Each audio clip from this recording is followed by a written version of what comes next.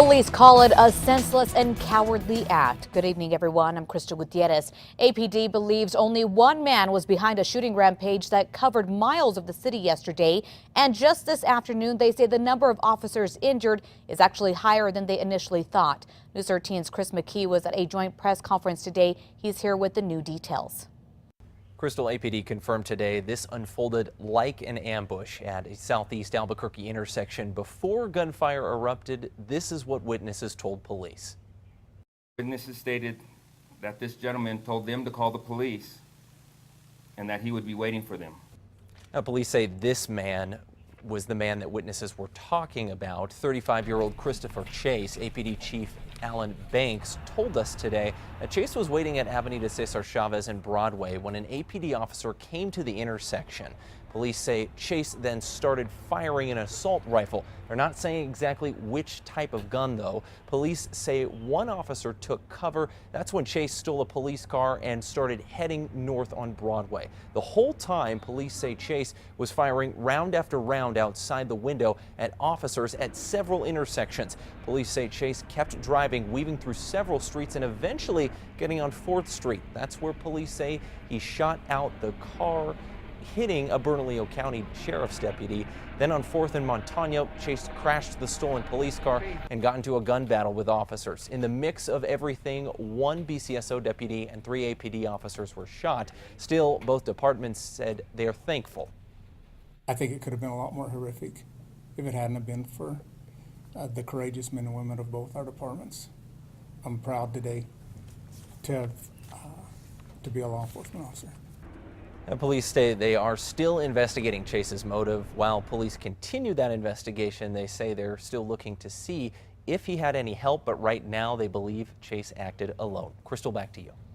All right, thanks, Chris. Now, a viewer sent in this video of the only Bernalillo County Sheriff's deputy shot during Chase's rampage being put into a stretcher, and into a county rescue. The sheriff confirmed today that deputy is 15-year veteran Robin Hopkins. She was shot in the leg near 4th and Schulte, and she was driving to try and stop Chase. She was rushed to UNM Hospital and underwent 2 surgeries. She remains in ICU today, where the sheriff recently spoke to her.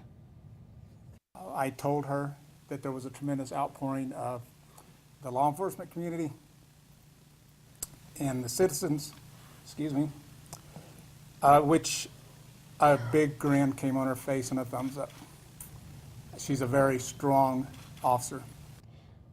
Now, the number of APD officers shot is higher than what was initially thought. Yesterday, we reported 2 officers were shot. Today, police say 3 officers were hospitalized during yesterday's shootout, all of them men. APD says all of the officers who were shot took a hit to the lower portion of the body. Sources say they were shot in the legs. The names of those officers have yet to be released. Today, the chief explained why.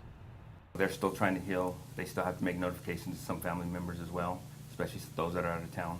So I want to give them that opportunity. I think they deserve that respect. 2 officers remain hospitalized, both recovering from surgery. The 3rd officer was treated and released. While all of the officers and the sheriff's deputy are expected to recover, the gunman is dead, and we're learning more about 35-year-old Christopher Chase tonight. News 13's Cole Miller continues our team coverage. He's here with the new details about the suspect. Crystal, a quick look into Chase's criminal past doesn't reveal much. A tattoo, though, sent a chilling message to authorities. Police say Chase had a tattoo that read "Cop Killer," but they wouldn't say where on his body. And as far as previous run-ins with the law, Chase faced charges of embezzlement and fraud. He was put on probation for that felony fraud charge.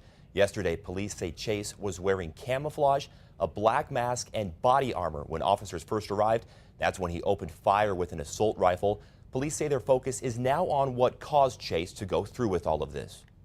The fact that he decided to arm himself in the middle of our city and start shooting at police officers is concerning as it is. His actual history beyond this, that's what we're looking into. Chief Banks says they're waiting on autopsy results to determine if Chase died from officer fire or if he took his own life. Crystal, back to you. All right, thanks, Cole. Police don't believe Chase is originally from Albuquerque. One of his roommates spoke to us off camera earlier today. What he had to say about Chase coming up tonight at 10. Hours after the shooting, APD SWAT team was seen at a home on Walter Street Southeast, just blocks from where all of this began. Police confirmed today it was the home of Chase. Today we got a better look at the property. Windows were busted out of the home and a car that sit in the backyard. Last night, when investigators tried to serve a search warrant, they found something unusual.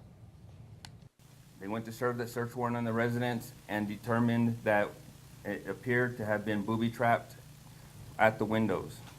Police say investigators worked their way into the home only to find out the booby trap was not real, but they say Chase put a lot of thought into it. What police found inside the home coming up at 10.